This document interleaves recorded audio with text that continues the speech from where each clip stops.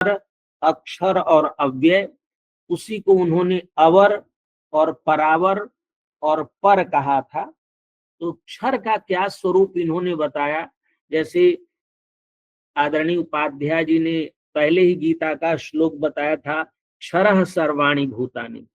इन्होंने लक्षण किया कि तत्र क्षरः पुरुषः सर्वेषां विकार संघानाम उपादान कारणम। क्षर क्या है? सभी विकार समूहों का उपादान कारण। विकाराणाम आत्मा, मतलब सर्वे विकाराः क्षर पुरुषाधारेण तिष्ठन्ति।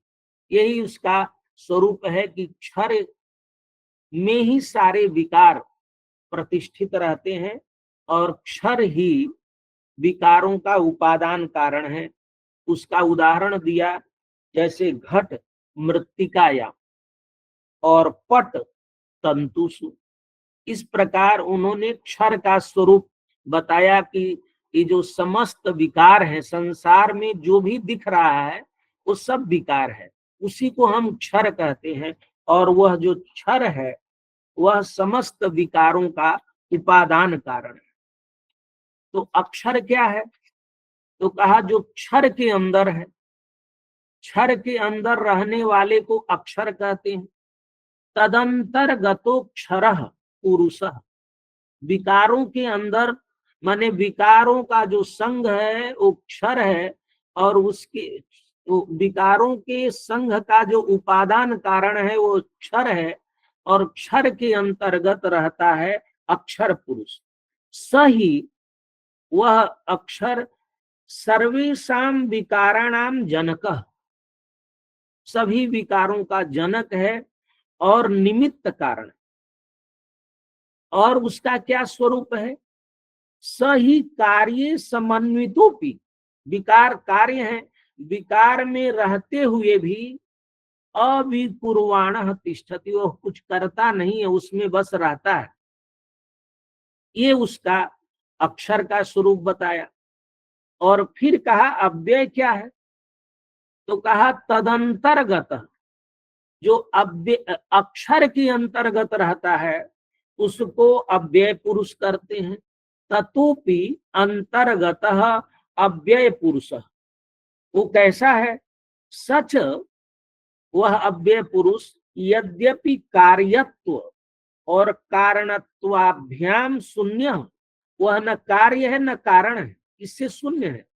विशुद्ध आश्रय मात्र, वो आश्रय मात्र है। मतलब क्षर के अंतर्गत अक्षर और अक्षर के अंतर्गत अव्यय पुरुष रहता है। और उसका उदाहरण दिया, जैसे चक्षु साध्यायाम सृष्टौ, चक्षु से हम देखते हैं रूप, इसकी चर्चा आदरणीय उपाध्याय जी कर रहे थे।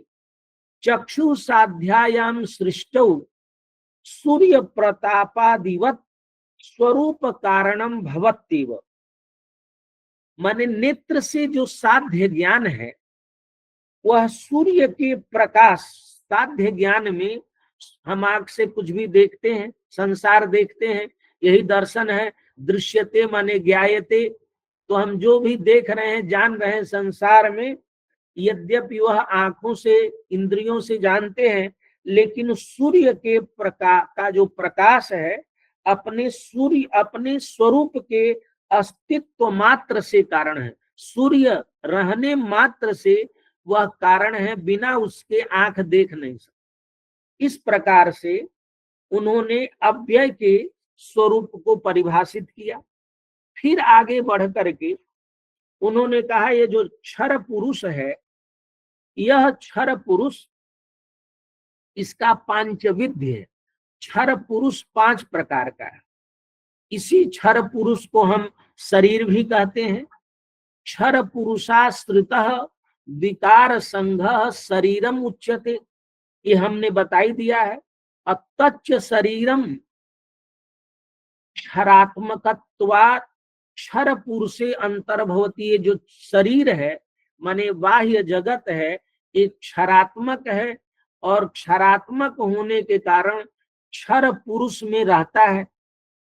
और इन तीन पुरुषों के अतिरिक्त और कुछ शरीर नहीं है।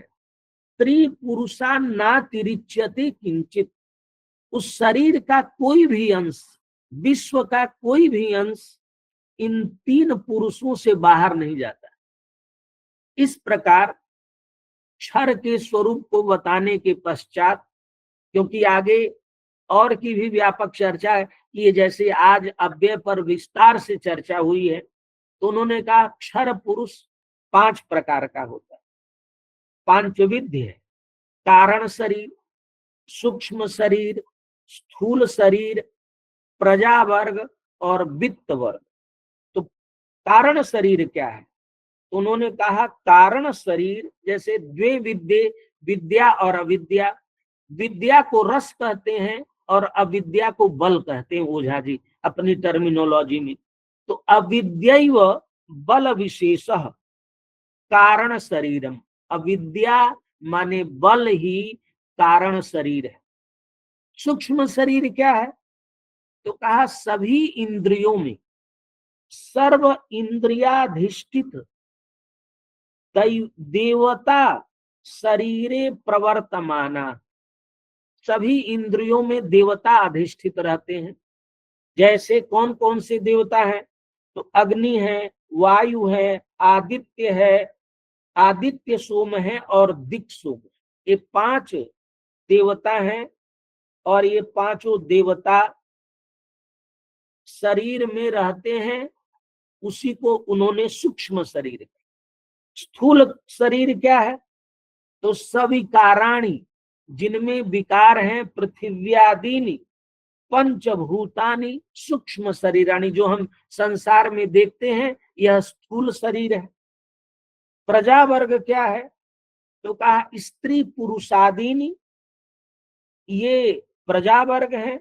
चेतनानि, स्त्री पुरुषादीनि चेतनानि प्रजा शब्देन विवक्षन्ते, इनको हम प्रजा वर्ग कहते हैं। और वित्त वर्ग क्या है?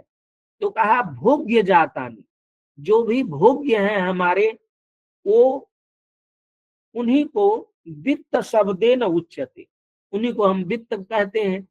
माने क्षर के का 5 रूप बताया, कारण शरीर, सूक्ष्म शरीर, कारण शरीर, सूक्ष्म शरीर, स्थूल शरीर, प्रजा वर्ग और वित्त वर्ग। वित्त वर्ग क्या है? तो भोग्य जाता नहीं।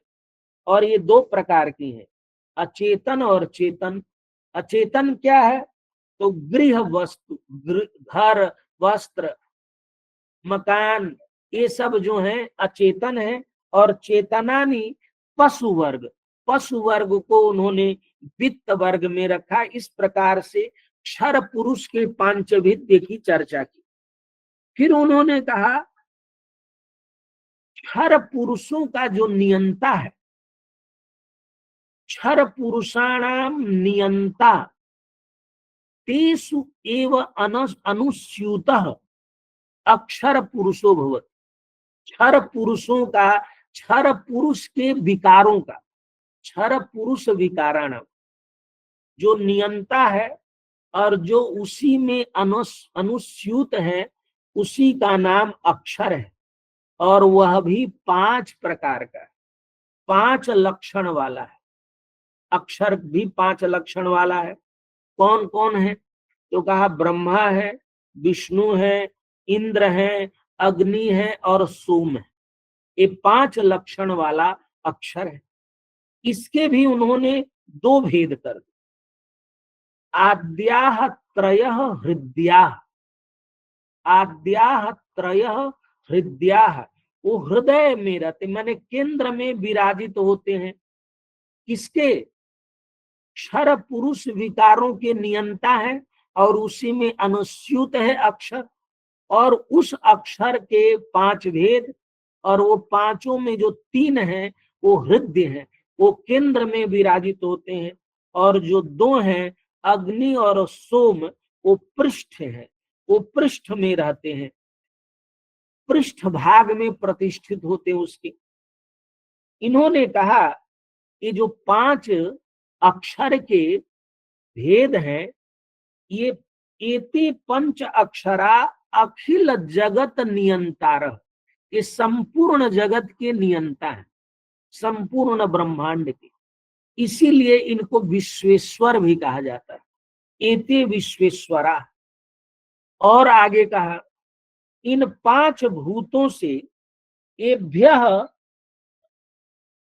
एभ्य पंचभूतेभ्य, नहीं सॉरी, एभ्य पंचभ्यो दैवतेभ्य, इन 5 देवताओं से सर्वम इदम, ये जो संपूर्ण जगत है, यथा यथम उत्पाद्यते, इन्हीं 5 देवताओं से, क्योंकि क्षर का नियंता है अक्षर, और इन्हीं से संपूर्ण जगत उत्पादित किया जाता है, प्रतिष्ठापित किया जाता है और उपसंहृत किया जाता है। इतना ही नहीं, विकारैश्च अनेक विधै, और उनके भी अनेक विकार होते हैं, उन विकारों के द्वारा संप्रचीयते माने विवर्धित किया जाता है, अनेकानेक विकारों से यह प्रवर्धित किया जाता है। इस प्रकार से ओझा जी ने इन पर और चर्चा की है, इनके भेदों, देवताओं के भेदों की चर्चा की है। और उन्होंने ये जो पंच विवर्त हैं, पंचाक्षर विवर्त हैं, पंच अक्षर के विवर्त हैं, ब्रह्मा विष्णु इंद्र अग्नि, ब्रह्मा को कहा वेदमय, विष्णु को कहा यज्ञमय, इंद्र को कहा प्रजामय, अग्नि को कहा लोकमय, और सोम को कहा धर्ममय। इन्हीं का जो संघ रूप है वही व्यष्टि है, प्रत्येक व्यष्टि में, क्योंकि एतेभ्य, इन्हीं 5 दैवतेभ्य सब उत्पन्न होता है, प्रतिष्ठित होता है, उपसंहृत होता है और इसका विवर्धन होता है। इसीलिए इस प्रसंग में ओझा जी ने यज्ञ से कैसे सृष्टि, ब्रह्मा के कितने रूप, इंद्र के, ब्रह्म के कितने, इंद्र के, इतना विस्तार से यज्ञ के माध्यम से यहाँ पर उन्होंने विस्तार दिया है कि सृष्टि एक यज्ञ है, और उसका बहुत सुंदर निरूपण किया मेरे